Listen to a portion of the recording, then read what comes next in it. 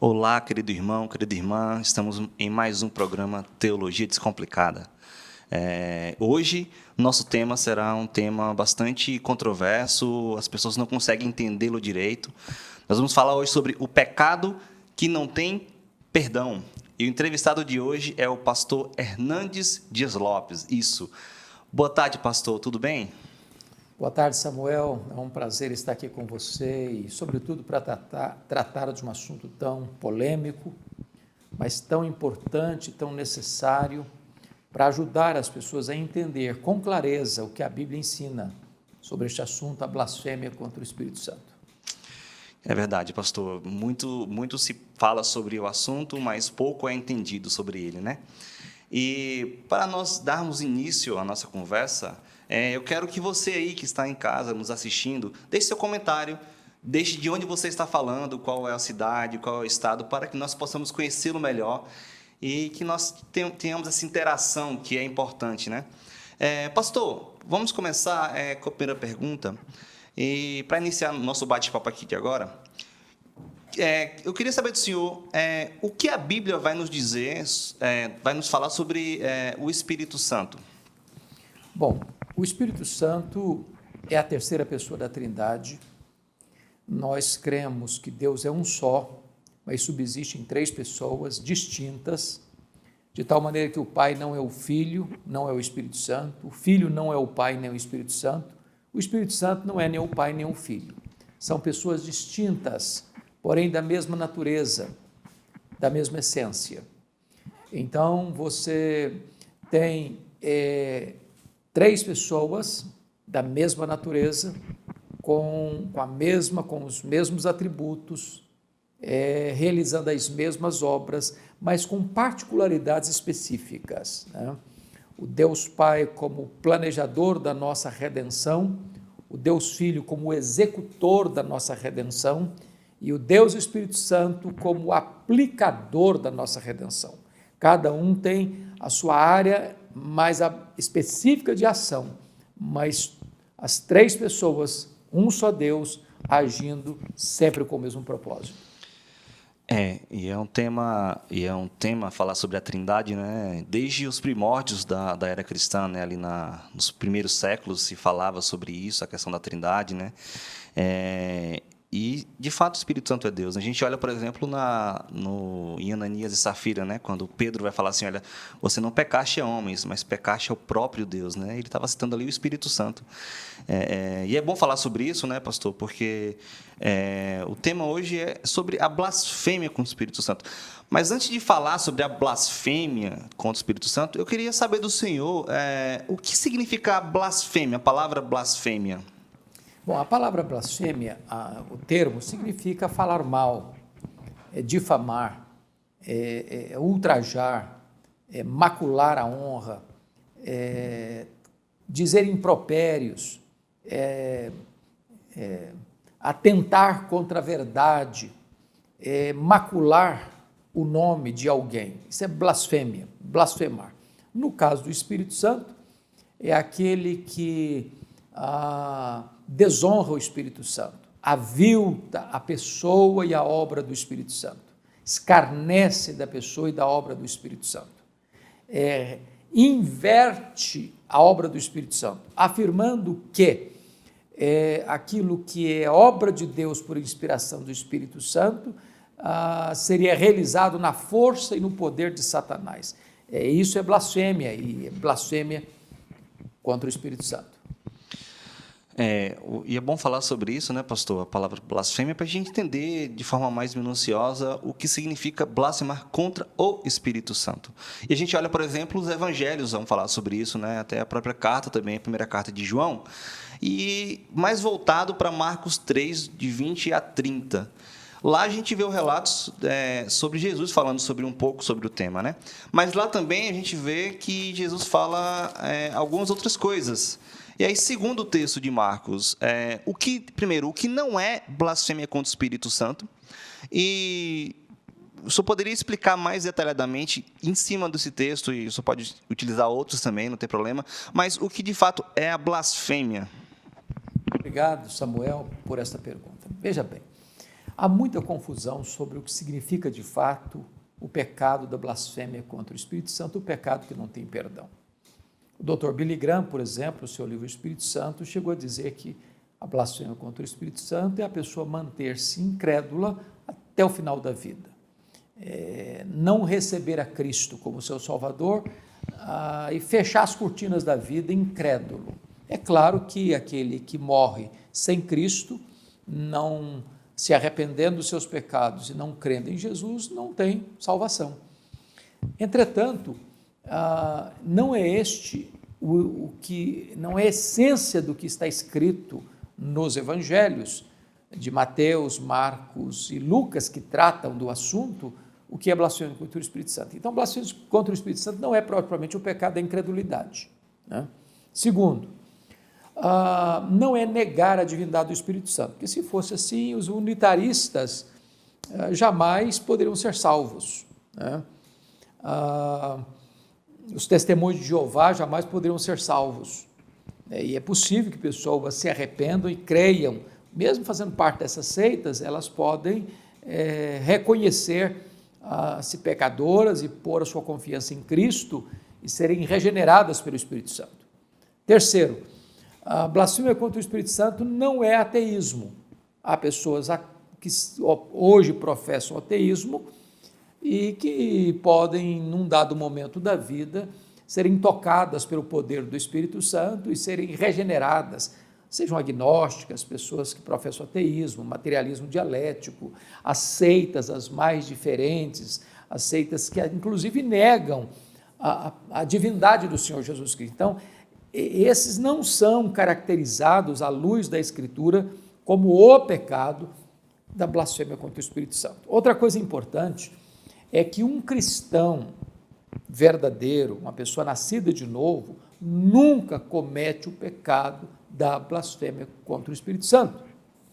Ou seja, não é possível que uma pessoa salva apostate da sua fé a ponto de blasfemar contra o Espírito Santo. Porque uma pessoa salva não retrocede. Está lá em Hebreus, não somos daqueles que retrocedem. Então, o salvo não perde a sua salvação.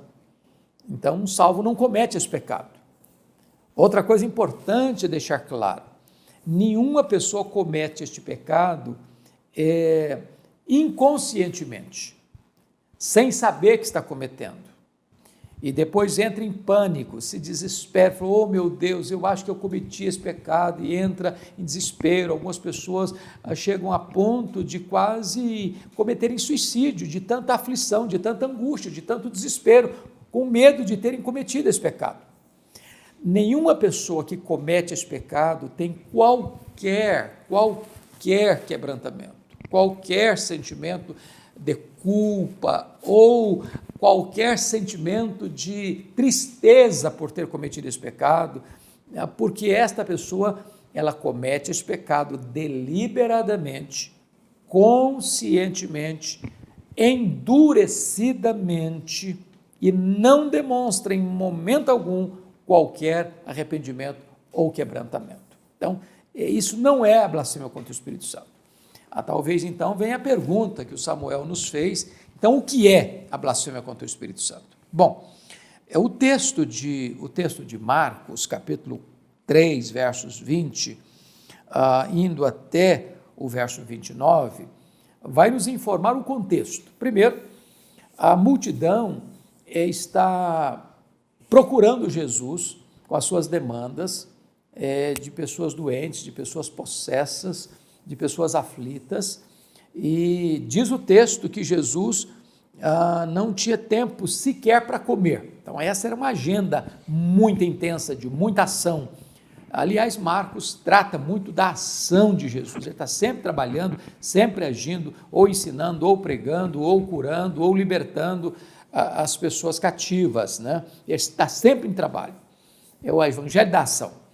Segundo lugar, isso é no versículo 20, no versículo 21, em virtude dessa demanda enorme do ministério de Jesus, não tendo sequer tempo para comer, e o tempo pouco que ele tinha para dormir, ele ainda se retirava para lugares ermos para orar, a família dele, a mãe dele, os irmãos dele, vão atrás dele para prendê-lo, achando que ele está fora de si, que ele enlouqueceu, que ele perdeu o juízo, que ele perdeu o siso, que ele perdeu a capacidade de gerenciar a própria agenda e a própria vida.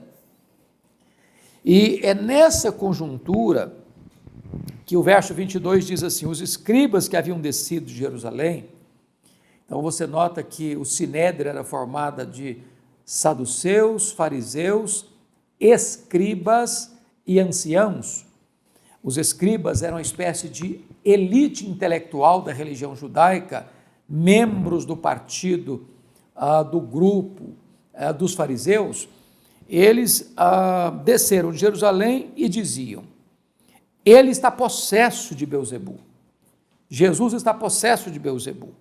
E é pelo maioral dos demônios que ele expele os demônios. Então está aqui a essência do que é blasfêmia, porque no verso 30 está escrito, ao verso 29 e 30, mas aquele que blasfemar contra o Espírito Santo não tem perdão para sempre, visto que é réu de pecado eterno, isto porque diziam. Então note você que o próprio Jesus está dando a interpretação do que é o pecado da blasfêmia contra o Espírito Santo. Isto porque diziam, está possesso de um espírito imundo. Então veja bem, então vamos agora definir com clareza para você o que é a blasfêmia. O contexto revela para nós o que significa isso. Pessoas que conheciam Bíblia, os escribas, eram os doutores de Bíblia da época, eram os teólogos da época, eram os entendidos da época, eles manuseavam com desenvoltura a lei, os profetas, os salmos, eles conheciam a palavra de Deus, essa é a verdade, intelectualmente. E agora estão atribuindo os milagres que Jesus opera, e o contexto aqui que Jesus havia curado um surdo, mudo, endemoniado. E o homem voltou a falar, voltou a ver, e agora eles estão acusando Jesus de estar possesso, endemoniado, e de estar fazendo a obra de Deus, que é feita no poder do Espírito Santo, dizendo que Jesus está operando esses milagres pelo poder de Satanás, pelo poder de Beelzebu. Dizendo que o Espírito Santo estava, de certa forma, então, aliado a Satanás. Que Jesus tinha por trás de si um poder de ação, e esse poder era satânico. Como se o Espírito Santo fosse parceiro de Satanás. Isso deliberadamente, conscientemente, por ciúmes e inveja. Então, quando alguém conscientemente, deliberadamente, endurecidamente, atribui uma obra de Cristo, feita no poder do Espírito Santo, dizendo que Jesus está endemoniado, possesso do maioral dos demônios, agindo pelo poder deste maioral dos demônios, pelo poder de Beelzebu, atribuindo a obra do Espírito Santo à obra de Satanás. Esse é o pecado que Jesus chamou de blasfêmia contra o Espírito Santo, porque diziam, está possesso de espírito imundo. Então, aqui está a essência deste pecado, que não tem perdão nem neste mundo, nem no vindouro, porque aquele que o comete é réu de pecado eterno. E que dureza, né, pastor? Pessoas entenderem a palavra, né, e chegarem a conclusões tão abomináveis, né, com relação ao próprio Espírito Santo, né? E aí, talvez, essa só deu uma introdução com relação à próxima pergunta, mas eu quero perguntar para o senhor, por que a blasfêmia contra o Espírito Santo é um pecado imperdoável? Bom, primeiramente, porque aquele que comete esse pecado o faz deliberadamente. Volto a repetir, não é um pecado de ignorância. É possível que alguém fale mal do Espírito Santo, não creia no Espírito Santo, negue a pessoa do Espírito Santo, as obras do Espírito Santo, e esta pessoa, por ignorância, faz isso. E esta pessoa ainda pode arrepender-se, crer e ser salva. No caso dos escribas, que eram esclarecidos, e por inveja, por ciúmes, querem desestabilizar o ministério de Jesus, querem desconstruir a pregação e os milagres de Jesus, querem desacreditar a pessoa de Jesus diante da multidão. Ao fazerem esta acusação, caem na própria armadilha deles mesmos, porque Jesus vai contar uma espécie de parábola para mostrar a loucura da teologia distorcida deles. E Jesus diz o seguinte: uma casa dividida não prevalece, um reino dividido não prevalece. Como é que Satanás lutaria contra Satanás? Se eu estou agindo pelo poder de Beelzebu, tirando o demônio das pessoas, então Satanás está lutando contra ele mesmo. Então Satanás está contra Satanás. E se Satanás está contra a Satanás, ele vai ser destruído. Então Jesus agora vai tratar de um outro aspecto dentro dessa conjuntura, dizendo o seguinte: ninguém pode entrar na casa do valente sem primeiro vencê-lo, tirar a armadura dele, saquear-lhe a casa. E aí Jesus diz o seguinte: quem é esse valente? É Satanás. Quem é o mais valente que entra na casa dele e o amarra? É Jesus. Jesus tira a panóplia, a armadura de Satanás e ele fica vulnerável, desprotegido. Saqueia a casa dele, porque Satanás tem uma casa bem guardada e ele guarda em segurança todos os seus bens, ou seja, as pessoas que ainda não nasceram de novo, está na casa do valente, que é Satanás, guardadas por Satanás, em segurança nas mãos de Satanás, na potestade de Satanás, no reino das trevas. É Jesus quem vai lá, entra nessa casa, vence o valente, tira a armadura dele, saqueia a casa dele. O que é salvação?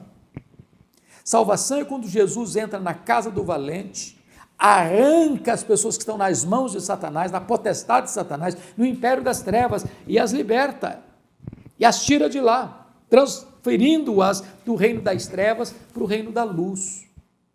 Entretanto, para esses que blasfemam contra o Espírito Santo, não tem esse resgate, não tem esse perdão, não tem essa salvação, porque essas pessoas nunca demonstrarão arrependimento. Elas foram endurecidas, elas estão completamente rebeladas contra Deus, atribuindo a obra de Deus, pelo poder do Espírito Santo, a Satanás. É por isso que para essas pessoas não tem perdão, porque elas nunca se arrependerão. Pastor, e não é um tema tão sutil, né, por assim dizer, mas é bom nós entendermos a gravidade do pecado da blasfêmia contra o Espírito Santo, né? Primeiro, para entender de fato e deixar ficar mais claro no nosso coração, na nossa mente, o que é esse pecado, né? Para não dizermos que estamos pecando ele e não, de fato, não estamos, né? Então, é bom ficar claro e a gravidade dele, e por isso ele é imperdoável.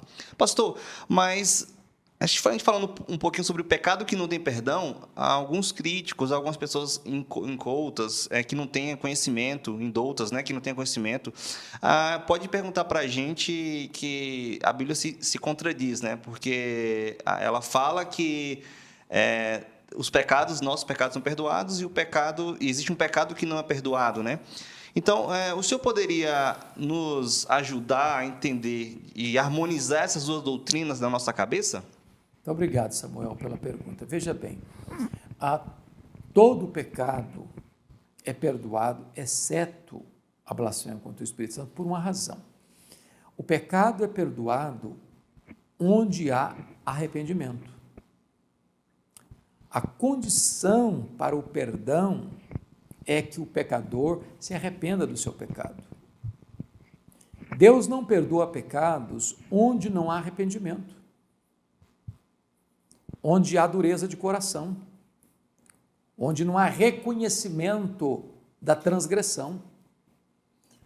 É condição sine qua non, é condição indispensável para que se receba perdão, que o pecador venha arrependido. É por isso que a essência do Evangelho é arrependei-vos e crede. Então, onde há arrependimento, aí também há perdão, né? É por isso que a grande manchete do reino de Deus é arrependei-vos. João Batista abriu e preparou o caminho do Messias, pregando batismo de arrependimento para a remissão de pecados. Jesus Cristo veio pregando e dizendo, arrependei-vos e crede no Evangelho, porque está próximo o reino de Deus. Esta foi a grande mensagem apostólica, quando Pedro se levantou no Pentecostes, e as pessoas perguntariam, e nós, que faremos à vista dessas coisas? E ele diz, arrependei-vos, e cada um de vós seja batizado em nome do Senhor Jesus Cristo para a remissão dos vossos pecados, e recebereis o dom do Espírito Santo, e esta promessa não é apenas para vós, é também para os vossos filhos, para aqueles que estão longe, para quantos o Senhor nosso Deus chamar. De tal maneira que a pregação do Evangelho trata de arrependimento e fé. Esses são os dois elementos da conversão. Agora, por que a blasfêmia contra o Espírito Santo não tem perdão? Porque aquele que comete esse pecado não demonstra arrependimento. Ele está completamente endurecido, conscientemente endurecido. Então não há arrependimento. Em não havendo arrependimento, não há perdão. Não há contradição nenhuma nas Escrituras. Nenhuma. Todo pecado é perdoado, pressupondo que o pecador reconheceu o seu pecado, mudou a sua mente, sentiu tristeza pelo pecado e virou as costas para o pecado. A Bíblia diz que quem cobre as suas transgressões jamais prosperará, mas aquele que as confessa e deixa alcançará a misericórdia. Em havendo arrependimento, há perdão.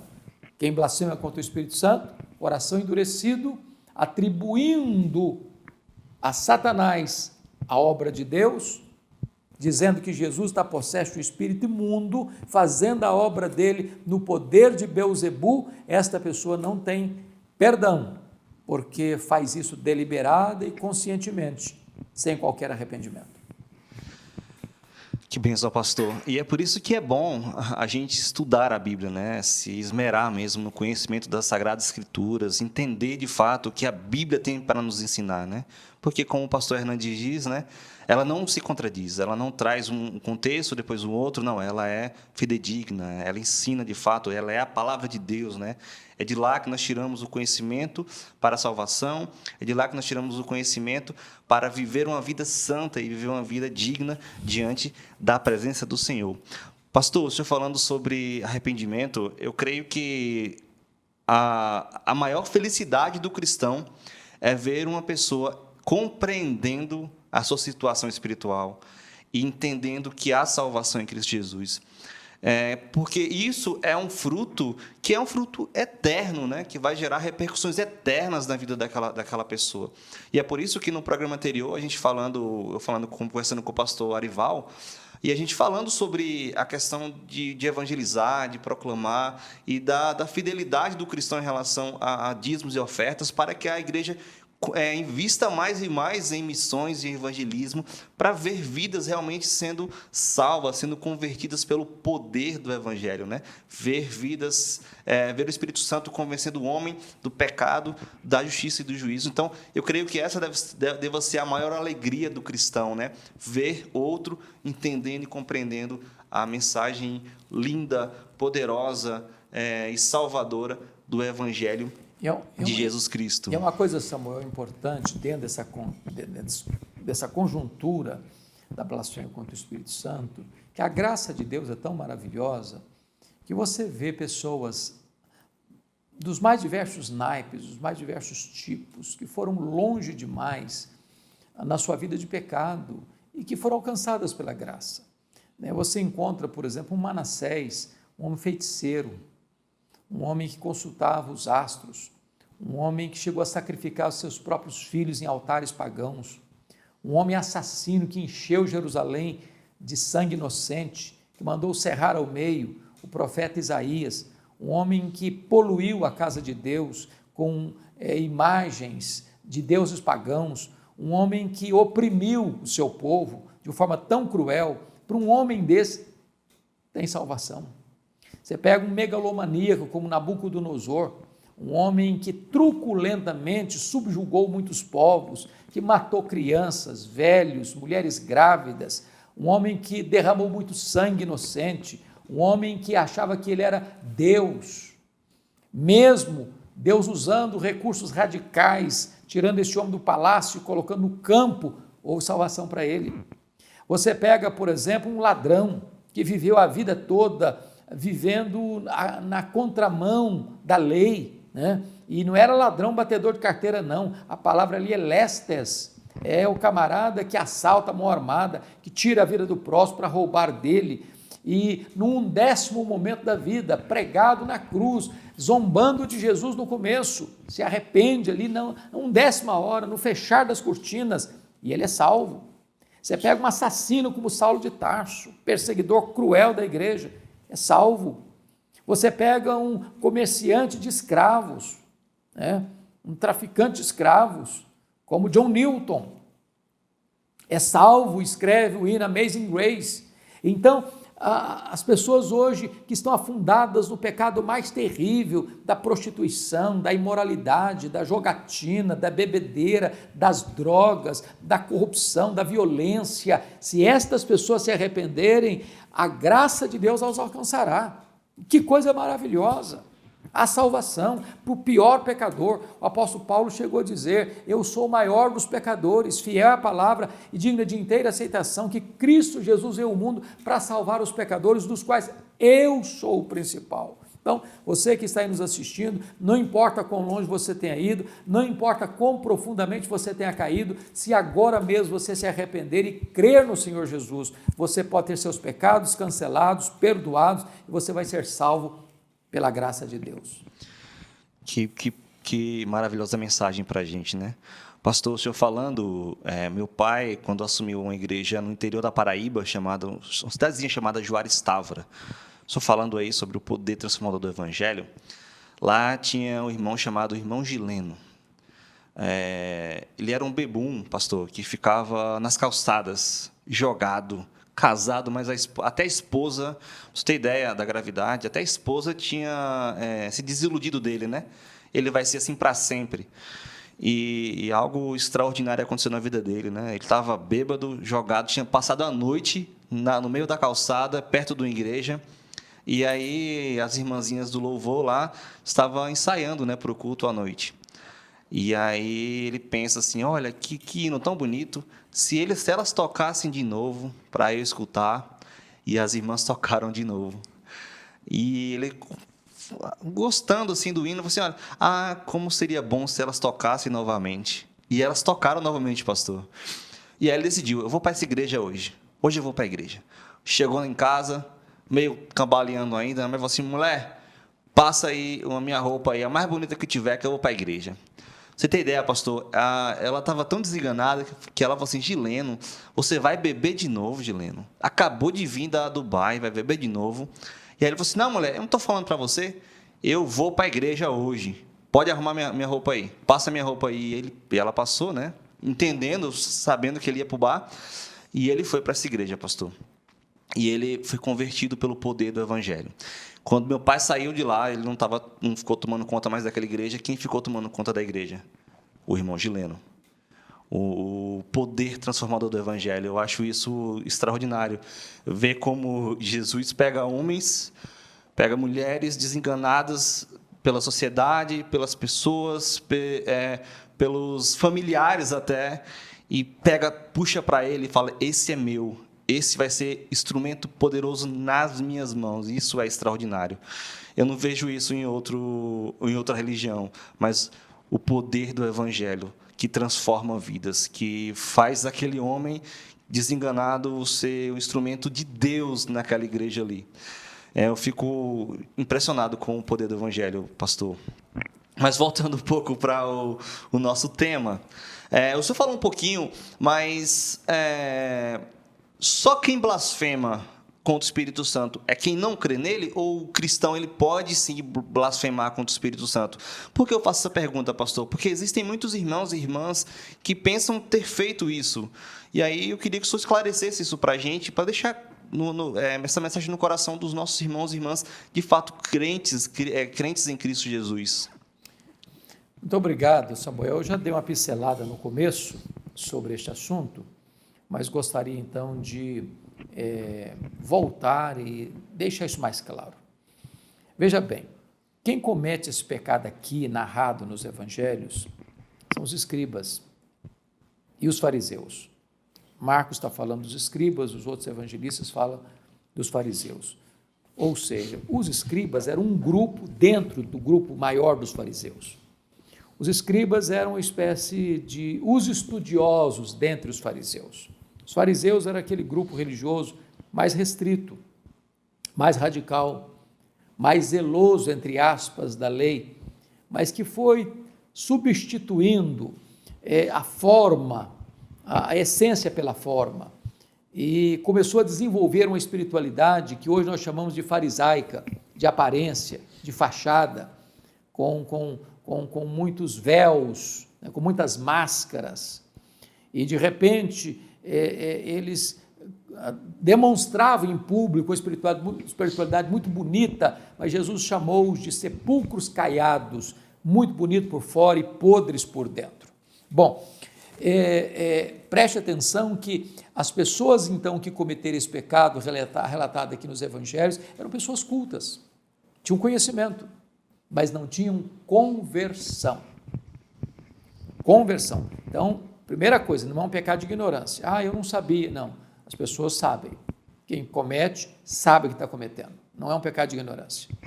Segundo, não é um pecado cometido por um crente. Quando eu falo crente, eu não estou falando de membro de igreja, não estou falando de teólogo, não estou falando de quem faz seminário, não estou falando de quem tem cargos de liderança, não é isso não, estou falando de gente que nasceu de novo, gente que foi convertido, gente que foi transformado pelo poder do Espírito Santo, gente que foi selado com o Espírito Santo da promessa, gente que tem seu nome escrito no livro da vida.